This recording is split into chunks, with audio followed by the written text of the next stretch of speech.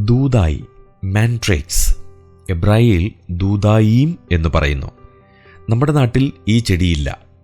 എബ്രായ പേരിനെ ലിപ്യന്തരണം ചെയ്ത് ചേർത്തിരിക്കുകയാണ് എല്ലാ മലയാള ഭാഷാന്തരങ്ങളിലും. പൂർവ്വ മെഡിറ്ററേനിയൻ പ്രദേശത്ത് തരിശ് നിലങ്ങളിൽ പരക്കെ കാണപ്പെടുന്ന ചെടിയാണ് ദൂദായി.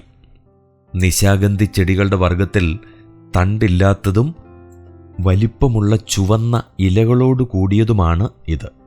മഞ്ഞുകാലത്ത് ദൂദായിപ്പഴം സുഗന്ധം പുറപ്പെടുവിക്കുന്നു.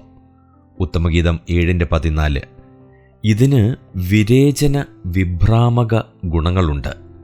ഈ ചെടിയെക്കുറിച്ച് അനേകം കെട്ടുകഥകൾ നൂറ്റാണ്ടുകളായി നിലനിന്നു വരുന്നു.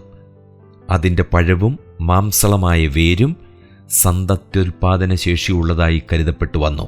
ഗോതമ്പ് കൊയ്ത്ത് കാലത്ത് ലേയയുടെ പുത്രനായ രൂബേൻ വയലിൽ നിന്ന് ദൂദായിപ്പഴം കൊണ്ടുവന്നു. തൻ്റെ വന്ധ്യതയ്ക്ക് മാറ്റം വരുമെന്ന് വിശ്വസിച്ച റാഹേൽ ദൂദായിപ്പഴത്തിനു വേണ്ടി ലേയയുമായി വിലപേശി. ഉൽപ്പത്തി 30:14-16 വരെ. ഇതിൻ്റെ അറബി നാമം അന്ധവിശ്വാസത്തെ പാലൂട്ടി വളർത്തി.